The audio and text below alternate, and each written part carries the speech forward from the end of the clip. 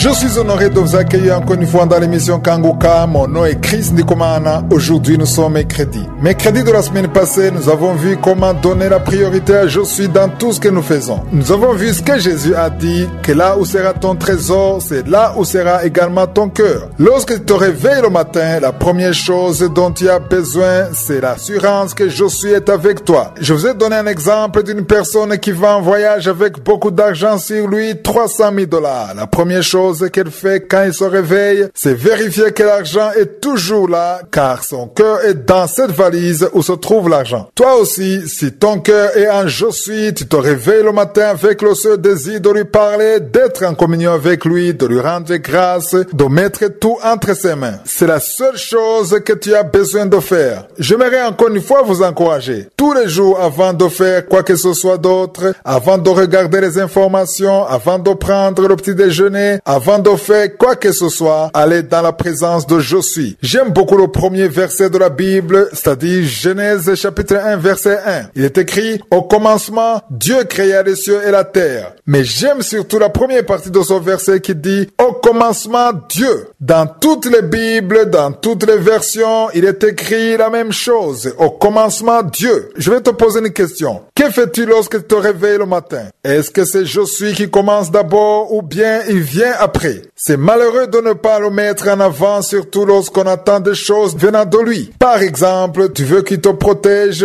qu'il protège ta famille, qu'il te bénisse, qu'il combatte pour toi, qu'il te donne du travail, qu'il trace le chemin pour toi. Tu attends beaucoup de choses qui viennent de lui, mais lorsque tu te réveilles, tu ne penses pas à lui, tu te réveilles et tu vas directement regarder les informations, tu consultes tes messages, tu vas sur Instagram, tu vas sur Facebook, tu prends le petit déjeuner et tu vas au travail, et lorsque tu arrives au travail, tu te rappelles que tu n'as pas prié. Pourquoi? Parce que Je suis n'a pas beaucoup de valeur dans ta vie. Il n'a pas la première place dans ta vie. Préparer la journée, c'est dire à Je suis très tôt le matin que rien d'autre ne compte plus que lui ce jour. C'est très important. Je prie pour chacun des auditeurs de l'émission Kanguka et je vous souhaite tous d'arriver à ce stade où vous pouvez affirmer que personne d'autre ne compte dans son monde plus que Je suis. Par exemple, si tu es fiancé, tu peux te lever le matin et la première chose que tu fais, c'est de vérifier si ton fiancé ou ta fiancée n'a pas répondu à ton message, ou alors tu lui réponds. C'est la première chose que tu fais. Je t'invite plutôt à mettre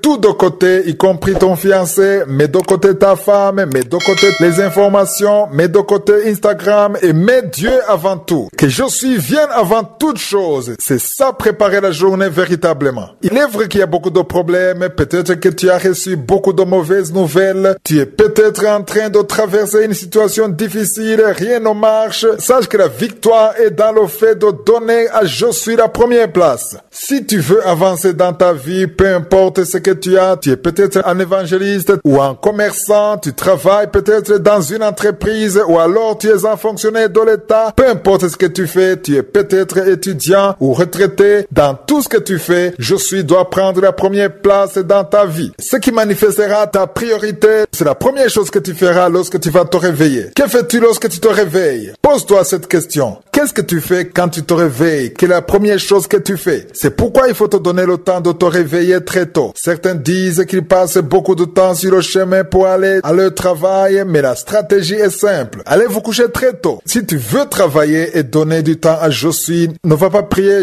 pour juste quelques instants et ne va pas au travail encore endormi parce que tu t'es levé tôt pour la prière. La solution est de dormir tôt pour pouvoir te réveiller tôt et surtout prier. Laisse tomber tout ce qui peut t'empêcher de dormir la nuit. Il y a des films qui peuvent te distraire, il y a des messages que tu écris alors que c'est le moment de dormir. Cela fait que tu te réveilles encore fatigué et tu n'arrives plus à prier. Je vais te conseiller, va dormir tôt, mets ton réveil, réveille-toi tôt et prends le temps de parler à Je suis, prépare la journée, confie ta journée entre ses mains et tu vas commencer la journée avec lui. Tu verras sa main et tu verras la victoire.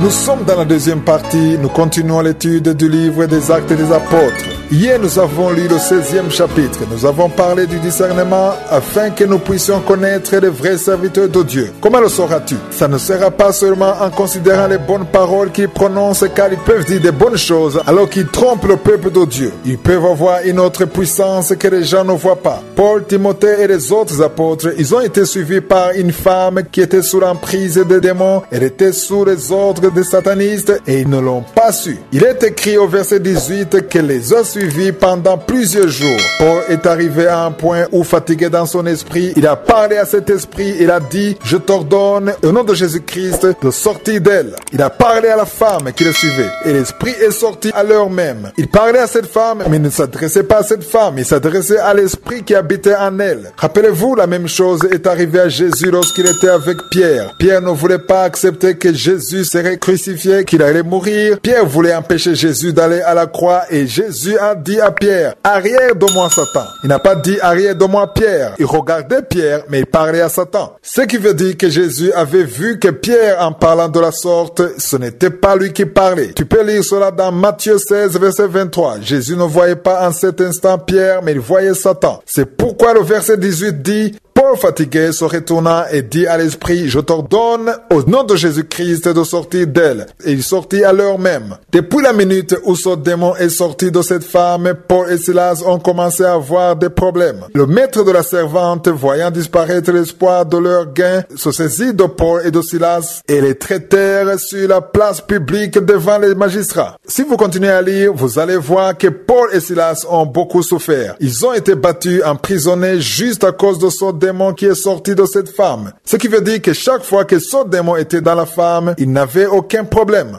Satan te laisse tranquille lorsque tu ne lui causes pas de problème. Mais quand tu commences à détruire ses plans, il se lève contre toi et il te combat. Ne vous découragez plus lorsque Satan vous combat. J'entends souvent les enfants de Dieu qui se lamentent en disant que Satan ne leur donne pas du répit, qu'il ne leur donne pas la paix. J'aimerais te dire que si Satan te cause des problèmes, c'est parce que toi aussi tu lui as causé des problèmes. C'est parce que tu es en train de faire des choses qu'il ne veut pas que tu fasses. Tu es en train de détruire ses plans. C'est pourquoi il ne veut pas te donner du repos. Chaque fois que tu ne lui donneras la paix, lui non plus ne te donnera pas la paix. Que Satan te combatte, c'est une bénédiction, car il a persécuté Jésus, il a persécuté les apôtres, et il persécute les enfants de Dieu. S'il est contre toi, ça veut dire que tu es sur le bon chemin. Mais s'il ne te combat pas, s'il n'est jamais contre toi, ça peut être possible que vous soyez ensemble sur le même chemin. Il est important que tu sois sur le chemin différent de Satan. Il faut que tu sois sur le chemin du ciel. Ainsi, il te combattra, mais tu le vaincras car la main de Josué sera sur toi. Si vous lisez le verset 22, il est décrit: la foule se souleva aussi contre eux, ayant fait arracher leurs vêtements, ordonnèrent qu'on les bâtît de verges. Les versets 23 et 24 disent: après qu'on les eut chargés de coups, ils les jetèrent en prison en recommandant au geôlier de les garder sûrement. Le geôlier, ayant reçu cet ordre, les jeta dans la prison intérieure et leur mit les sceaux aux pieds. Je vous invite à lire attentivement le verset 25, nous allons voir l'attitude que doit avoir tout enfant de Dieu lorsqu'il est persécuté, lorsqu'il a des problèmes, lorsqu'il est attaqué par les démons ou par les hommes. Quand tu vis une telle situation,